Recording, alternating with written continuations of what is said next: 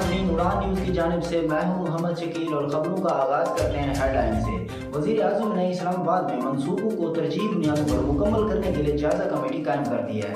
وزیر اعظم شہباز شریف کی 12 cube by پاس کو جلد مکمل کرنے کی ہدایت۔